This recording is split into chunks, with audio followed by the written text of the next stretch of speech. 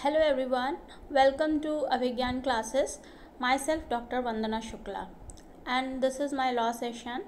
In this session today I will discuss about some sections related to Design Act 2000. Before this video lecture, this is the third video lecture regarding Design Act 2000.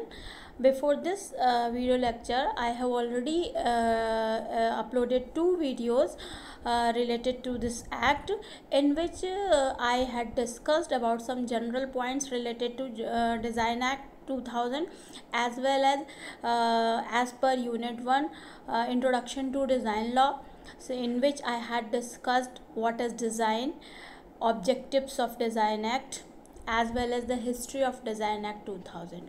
So all these points we have already discussed, so this is the time to discuss some important sections related to this act. So first of all I will discuss chapter 1, that is preliminary. Okay, in preliminary, first section is short title, extent and commencement. Then all of you should have to know that this act may be called the Design Act 2000. ये act जो है design act 2000 कहलाता है और already I have told you in my last video कि it extends to whole of India, कि ये पूरे के पूरे इंडिया पर एक्सटेंड करता है। मतलब कोई ऐसा नहीं है कि पर्टिकुलर पार्ट उसी पर एक्सटेंड कर रहा है या कहीं प्रोहिबिटेड है, ऐसा नहीं है। तो ये दो पॉइंट आपको बहुत याद रखने हैं, ठीक है, कि ये होल इंडिया पर एक्सटेंड करता है। इसका नाम क्या है? डिज़ाइन एक्ट 2000 है, ठीक है। इसके बाद हम सेक्शन 2 में आ जाएंगे, क्योंकि मैं एज पर यूनिट 1 आपके जो भी सेक्शंस आपके सिलेबस के अकॉर्डिंगली हैं उन्हीं को डिस्कस करूंगी, जो सेक्शंस डिज़ाइन एक्ट में आपके सिलेबस में है और इम्पॉर्टेंट सेक्शंस हैं, ठीक है। तो जब हम सेक्शन 2 में आते हैं, that is the definition clause, ठीक। तो डेफिनेशन क्लॉज में जब हम देखते हैं तो 2 क्लॉज ए आर्टिकल की डेफिनेशन देता है, ठीक है। आर्टिकल आप देख लीजिएगा कि आर्टिकल क्या कहता है। Article means any article of manufacture and any substance artificial or partly artificial and partly natural and includes any part of an article capable of being made and sold separately, ठीक है। तो article का meaning बहुत clear है कि ये जो है कोई आर्टिकल जो है कोई आर्टिकल ऑफ मैन्युफैक्चर है, ठीक है, जिसका मतलब क्या है कि कुछ मैन्युफैक्चर हुआ है या कोई ऐसा सब्सटेंस है जो आर्टिफिशियल है या फिर पार्टली आर्टिफिशियल है और पार्टली नेचुरल है and includes any part of an article, और इसमें ऐसा कोई पार्ट भी आर्टिकल का इंक्लूड है जो क्या है, कैपेबल ऑफ बीइंग मेड, जो कि किस लिए बनाया गया है मतलब जो कि इस तरह से बना है कि उसको सेपरेटली सोल्ड किया जा सके। तो this is the definition of article, all of you can understand it very clearly. 2 clause B जो है वो कंट्रोलर की डेफिनेशन देता है, because definition clause is very important, so it is very important to know कि आप सबको definition clause में जो भी ए बी सी में जो भी डेफिनेशंस आ रही हैं वो जानना चाहिए, क्योंकि पर्टिकुलरली डेफिनेशन क्लॉज से पूछ लिया जाता है। मान लीजिए 2 क्लॉज ए में क्या दिया गया, this type of question has come in your examination, then it is very important to know कि 2 क्लॉज ए में क्या है, 2 क्लॉज बी में क्या है, सी में क्या है, डी में क्या है। तो it's very important, that's why I am explaining. B में हम देखते हैं कंट्रोलर की डेफिनेशन दी गई है, ठीक है। तो कंट्रोलर की डेफिनेशन क्या है? कंट्रोलर का मीनिंग यहाँ पर क्या कहाँ से लिया जा रहा है? Controller means the controller general of patents, designs and trademarks referred to in section 3, ठीक है। कंट्रोलर की डेफिनेशन क्या है कि जो कंट्रोलर जनरल आपका पेटेंट में, डिज़ाइन में और ट्रेडमार्क एक्ट में, ठीक है, रेफर किया गया है, वही कंट्रोलर है, ठीक है, जिसको कि आगे आपको एग्जैक्टली सेक्शन 3 में क्लियर भी किया जाएगा। कंट्रोलर एंड अदर ऑफिसर्स के हेडिंग से जो आपका सेक्शन 3 है उसमें इसको एक्सप्लेन किया गया है। तो 2 क्लॉज बी आपकी कंट्रोलर की डेफिनेशन देता है। इसके बाद जब हम सी में आते हैं, 2 क्लॉज सी में, तो 2 क्लॉज सी कॉपीराइट की डेफिनेशन देता है, ठीक है। तो कॉपीराइट की डेफिनेशन क्या है? Copyright means the exclusive exclusive right to apply a design to any article in any class in which the design is registered. Already आप लोग कॉपीराइट एक्ट पढ़े हैं, तो कॉपीराइट एक्ट क्या कहता है? कॉपीराइट का मतलब है किसी चीज़ पर आपका एक्सक्लूसिव राइट होना, ठीक है। तो कॉपीराइट का मतलब यही है कि copyright means the exclusive right, कि आपका पूरा का पूरा राइट है, पूरा एक्सक्लूसिवली होल सोल राइट है आपका टू अप्लाई ए डिज़ाइन, मतलब एक डिज़ाइन के ऊपर कोई डिज़ाइन आपने अगर मतलब जिस डिज़ाइन के लिए आपने अप्लाई किया है टू एनी आर्टिकल, किसी आर्टिकल से रिलेटेड कोई डिज़ाइन है उसके लिए आपने अप्लाई किया है इन एनी क्लास, किसी भी क्लास में। अलग अलग वर्गों में डिज़ाइन के लिए अप्लाई किया जा सकता है डिज़ाइन एक्ट में। ये जब आप और सेक्शंस पढ़ेंगे तो क्लियर होगा। तो उसमें क्या है, जिस भी वर्ग में, जिस भी क्लास में आपकी डिज़ाइन रजिस्टर होती है, तो जिसके जो भी उसका रजिस्ट्रेशन कराता है, जो भी डिज़ाइन का ओनर है, ठीक है, जो भी रजिस्ट्रेशन के लिए एप्लीकेशन देता है, तो उसका फिर कॉपीराइट मतलब एक्सक्लूसिव राइट होता है उस व्यक्ति का उस डिज़ाइन पर। ये आपको section 2 clause C of design act 2000 बताता है। तो यहाँ पर आपकी 2 क्लॉज A में आर्टिकल आ गया, 2 क्लॉज B में कंट्रोलर आ गया, 2 क्लॉज C में कॉपीराइट की डेफिनेशन आ गई। अब हम आते हैं 2 clause D। Very important definition, can never ignore, because whenever you study Design Act you should have to know what is the meaning of design. Yesterday in my last video I already discussed about the definition of design in a layman's language as well as in the law in the legal language, ठीक है। तो जो 2 clause D है वो क्या क्या चीज़ों को, किन किन चीज़ों को, किन किन शेप्स को शामिल करता है डिज़ाइन की डेफिनेशन में, ये बताता है। और जब आप डिज़ाइन एक्ट पर कोई भी आंसर लिखेंगे, मैं फिर वही बात कह रही हूँ कि डिज़ाइन एक्ट पर जब आप कोई आंसर लिखेंगे तब क्या है, आपसे सबसे पहले क्वेश्चन आ जाएगा कि व्हाट इज़ डिज़ाइन। तो जब ये क्वेश्चन आ गया आपके सामने व्हाट इज़ डिज़ाइन, देन आप उसको सिंपल लैंग्वेज में भी लिखेंगे, उसके साथ साथ आप उसको जो आपका सेक्शन लैंग्वेज बोल रहा है उसको भी लिखेंगे। देखिए सेक्शन का लैंग्वेज में आप लिखेंगे, ठीक है, ये ज़रूरी नहीं है, इट इज़ नॉट मैंडेटरी कि you should cram whole definition, कि आपको क्रैम हो जाए, आपको रट जाए डेफिनेशन। बहुत बार ऐसा होता है, बहुत सारे स्टूडेंट्स ऐसे होते हैं, they are unable to cram the words, they are unable to cram the paragraphs और क्वेश्चंस। बहुत सारे लोग रट भी लेते हैं। तो जो रट नहीं सकते उनको क्या समझना है, डेफिनेशन में जो मेन पॉइंट्स हैं वो समझने, जो एसेंशियल्स हैं उनको समझना है। डिज़ाइन के लिए डिज़ाइन में क्या क्या आ सकता है, 2 क्लॉज D में जो जो बताया गया उन वर्ड्स को याद रखना ज़रूरी है।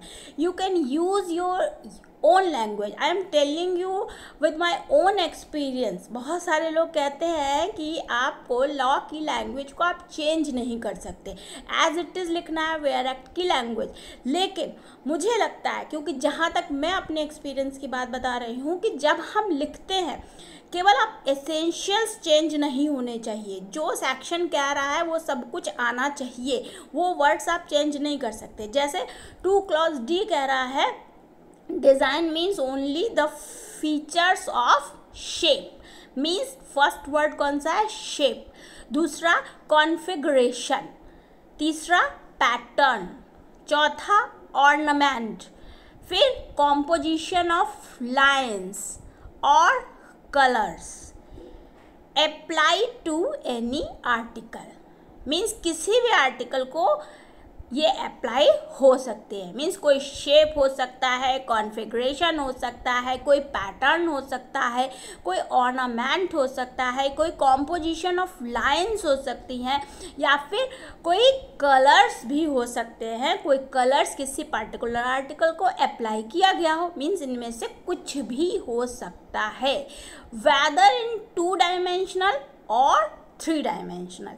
ये 2 डायमेंशनल मीन्स 2D भी हो सकता है और 3D भी हो सकता है, या फिर इन बोथ फॉर्म्स, दोनों फॉर्म्स में भी हो सकता है, बाय एनी इंडस्ट्रियल प्रोसेस और मीन्स, और वो क्या होगा, वो जो डिज़ाइन है वो कैसे बनी होगी, किसी इंडस्ट्रियल प्रोसेस से, किसी इंडस्ट्रियल मीन्स से, किसी पर्पस से बनी होगी, वेदर मैनुअल, मैकेनिकल और केमिकल। वो इंडस्ट्रियल प्रोसेस, वो इंडस्ट्रियल मीन्स मैनुअल भी हो सकते हैं, मैकेनिकल भी हो सकते हैं, केमिकल भी हो सकते हैं, सेपरेट कुछ अलग भी हो सकते हैं, और कंबाइंड मीन्स मतलब ये अलग अलग मैनुअल, मैकेनिकल और केमिकल भी हो सकते हैं, या फिर कंबाइंड भी हो सकते हैं।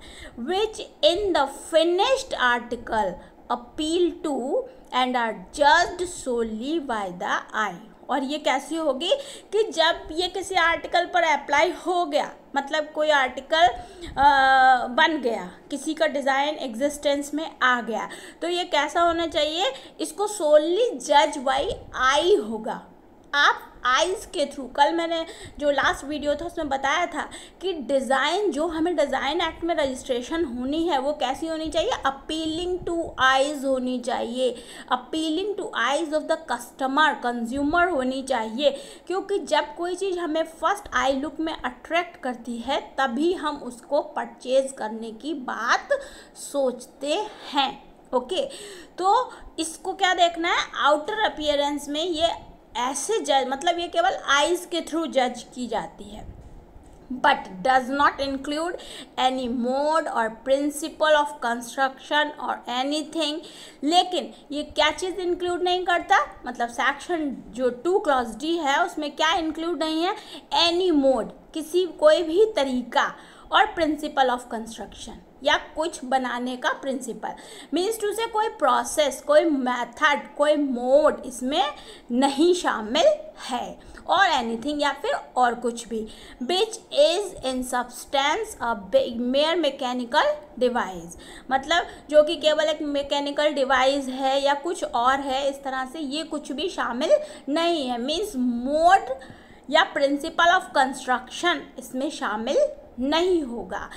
And does not include any trademark as defined in clause 5 of subsection 1 of section 2 of the Trade and Merchandise Mark Act 1958। और इसमें कोई भी ट्रेडमार्क भी शामिल नहीं होगा। ट्रेडमार्क की डेफिनेशन जब देखनी है तो हमें कहाँ पर देखनी है, clause 5 subsection 1 of section 2 trademark act के उसमें देखना होगा। ठीक है, 1958 का दिया है, देखिए डेफिनेशन में।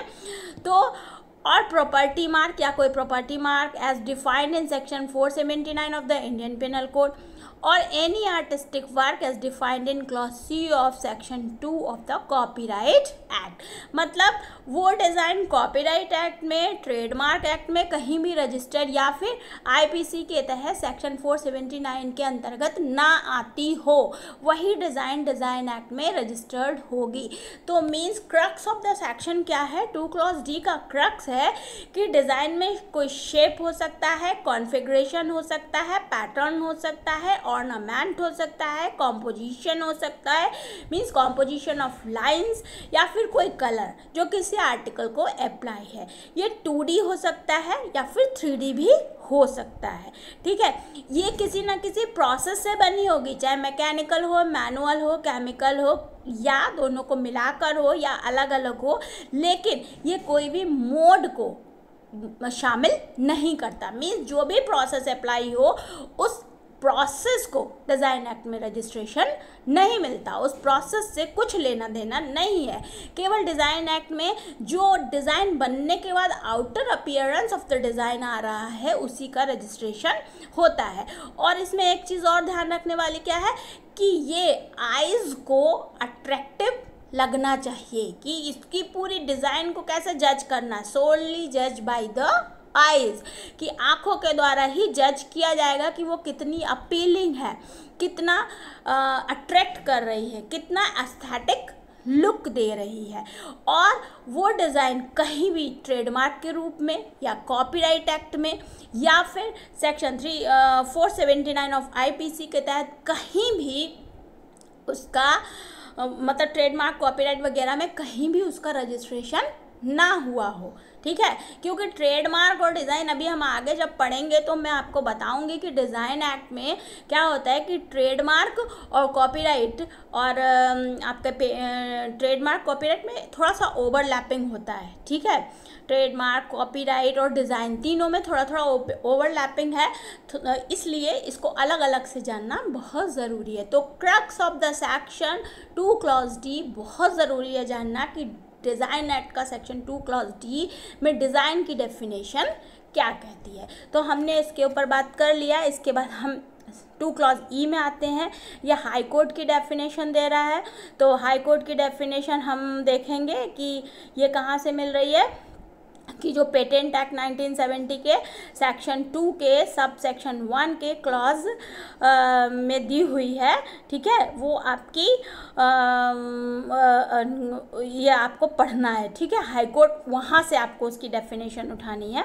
उसके बाद एफ में लीगल रिप्रेजेंटेटिव आ गया आपका, ठीक है। एफ आपका क्या कह रहा है, लीगल रिप्रेजेंटेटिव की बात कर रहा है। तो लीगल रिप्रेजेंटेटिव आ गया कि उसका मतलब क्या है कि means a person who in law represents the estate of a deceased person. यहाँ पर एक चीज़ और समझ लीजिए, what is the difference between legal representative और रिप्रेजेंटेटिव, ठीक है। तो रिप्रेजेंटेटिव में रिप्रेजेंटेटिव किसी जीवित व्यक्ति का भी हो सकता है, ठीक। मान लीजिए कोर्ट में कोई केस चल रहा है, रिप्रेजेंट करने कोई व्यक्ति, कोई पार्टी रेगुलर नहीं आ सकती, कोई बड़ी फर्म है, ऑर्गेनाइजेशन है, तो वो किसी व्यक्ति को अपॉइंट कर दिए और वो उनके बिहाफ पर रोज कोर्ट में जो भी डेट पड़ती है उसमें जाता है, दैट इज़ रिप्रेजेंटेटिव। लेकिन लीगल रिप्रेजेंटेटिव कौन होगा, जब कोई व्यक्ति जो किसी व्यक्ति के केस चल रहा है प्रॉपर्टी से रिलेटेड या कोई भी, और during the pendency of that case उस व्यक्ति की डेथ हो गई, उसके बाद उसके लीगल एयर्स, जो लीगली उसके एयर हैं, जो उसके उत्तराधिकारी हैं, वो ऑन रिकॉर्ड आएंगे केस में, उनके नाम आएंगे। तो लीगल रिप्रेजेंटेटिव हमेशा डेड पर्सन का होगा, डिसीज्ड का होगा, ओके। तो लीगल रिप्रेजेंटेटिव के डेफिनेशन 2 क्लॉज डी में कही गई है। इसके बाद लीगल रिप्रेजेंटेटिव की डेफिनेशन 2 क्लॉज एफ में कही है। इसके बाद 2 क्लॉज जी ओरिजिनल की बात करता है। तो ओरिजिनल का मतलब क्या है, relation to a design means originating from the author of such design and includes the cases which though old in themselves yet are new in their application. Means original मतलब डिज़ाइन के संबंध में original से क्या मतलब है कि means originating from the author of such design, मतलब वो डिज़ाइन उसके डायरेक्ट उसके ऑथर से ओरिजिनेट हुई हो। And includes the cases which though old in themselves yet are new in their application. और इसमें क्या शामिल हो सकता है पुराने कुछ केसेस भी, पुराने चीज़ें भी शामिल हों, लेकिन उनकी एप्लीकेशन नई तरीके से हो, उनका प्रयोग नए तरीके से हुआ हो। इसके बाद 2 क्लॉज एच आता है। तो वो पेटेंट ऑफिस की डेफिनेशन देता है, वो आपको सेक्शन 74 ऑफ पेटेंट एक्ट 1970 से देखना पड़ेगा, ठीक है।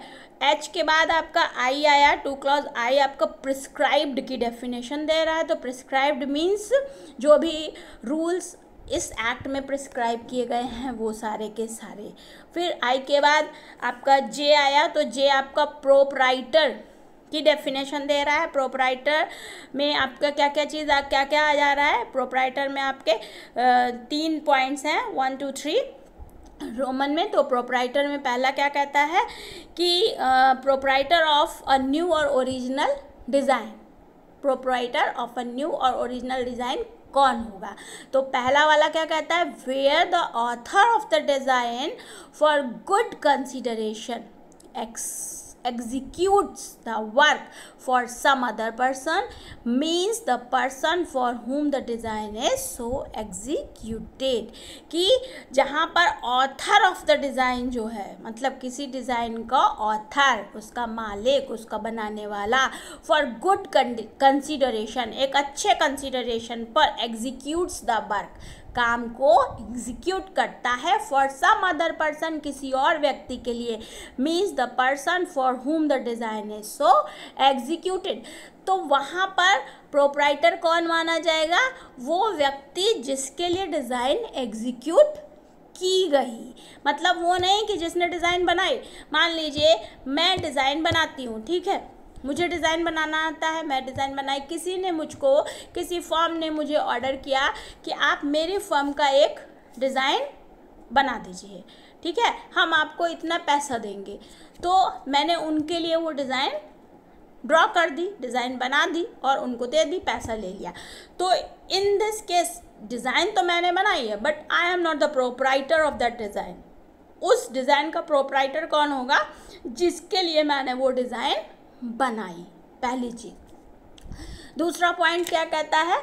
दूसरा कहता है कि where any person acquires the design or the right to apply the design to any article. जहाँ पर किसी व्यक्ति को के पास एक्वायर है, उसको मिला है वो डिज़ाइन, या फिर मतलब वो व्यक्ति प्राप्त करता है उस डिज़ाइन को, या फिर right to apply the design, उस डिज़ाइन को अप्लाई करने का अधिकार उसके पास है टू एनी आर्टिकल, किसी आर्टिकल पर। मतलब जहाँ पर किसी व्यक्ति के पास वो डिज़ाइन या उस डिज़ाइन को किसी आर्टिकल पर यूज़ करने का अधिकार उसके पास है, राइट उसके पास है, either exclusively of any other person और अदरवाइज। मतलब या तो एक्सक्लूसिवली है, मतलब पूरी तरह से उसको वो राइट मिला हुआ है, या फिर अदरवाइज भी मिला हुआ हो सकता है, मतलब कि पार्टली भी हो सकता है कि कुछ शर्तों के साथ मिला हुआ हो। तो means in the respect and to the extent in and to which the design or right has been so acquired। तो जिस तरीके से, मतलब इस रेस्पेक्ट में जिस एक्सटेंट तक वो डिज़ाइन, वो उस डिज़ाइन के संबंध में उस व्यक्ति को राइट मिला हुआ है, एक्वायर्ड है उसको राइट, तब तक the person by whom the design और राइट इज सो एक्वायर्ड, तब जिस हद तक, मतलब जिस एक्सटेंट तक उस व्यक्ति को वो राइट एक्वायर है, उस हद तक या उस एक्सटेंट तक वो व्यक्ति प्रोप्राइटर होगा। ये आपका कहता है सेक्शन 2 क्लॉज जे का दूसरा वाला पॉइंट। तीसरा वाला क्या कहता है कि in any other case means the author of the design. और किसी संबंध में अगर हम बात करें तो ऑथर ऑफ द डिज़ाइन है, मतलब कोई और केस है किसी और मामले में, तो क्या है वो ऑथर ऑफ द डिज़ाइन, जिसने भी डिज़ाइन बनाई, and where the property in और द राइट टू अप्लाई, जहाँ पर या फिर जहाँ पर प्रॉपर्टी है या उसको राइट टू अप्लाई मिला हुआ है, the design has devolve from the original proprietor upon any person. और क्या है, डिज़ाइन जो है वो डिवॉल्व हो गई है, मतलब वो ओरिजिनल प्रोप्राइटर को अपॉन एनी अदर पर्सन, मतलब ओरिजिनल प्रोप्राइटर से उस व्यक्ति को मिली है, इंक्लूड्स दैट अदर पर्सन। तब ऐसी स्थिति में वो दूसरा व्यक्ति। तो ये आपको प्रोप्राइटर में याद रखना पड़ेगा कि कौन कौन से लोग प्रोप्राइटर में आ सकते हैं। तो this is section 2 which is very important for the point of view of the various definition. So all of you should have to cram. I will have to say again कि आपको 2 clause ए में क्या है, 2B में क्या है, जैसे हम पढ़ रहे हैं तो हम पढ़ते जा रहे हैं। 2 clause A article, 2 clause B controller, 2 clause C copyright, 2 clause D design, 2 clause E high court, 2 clause F legal representative, G में original, 2 clause H patent office, 2 clause I prescribed और 2 clause J proprietor. In this way all of you should have to cram, क्योंकि if the objective type of question comes then it will be very helpful for you to choose the answer, to choice the answer. ठीक है, सो आज के video में इतना ही। हमने section 1 और 2 discuss किया है डिज़ाइन एक्ट का। In next video I will discuss the more section. तब तक के लिए बाय बाय। अगर आपको मेरा ये चैनल पसंद आता है, ये वीडियो पसंद आता है, तो मेरे इस वीडियो को लाइक कीजिए, सब्सक्राइब कीजिए और शेयर कीजिए, ताकि ज़्यादा से ज़्यादा स्टूडेंट इस वीडियो का लाभ उठा सकें। तो जल्दी ही दूसरे वीडियो में फिर मिलती हूँ, तब तक के लिए बाय बाय।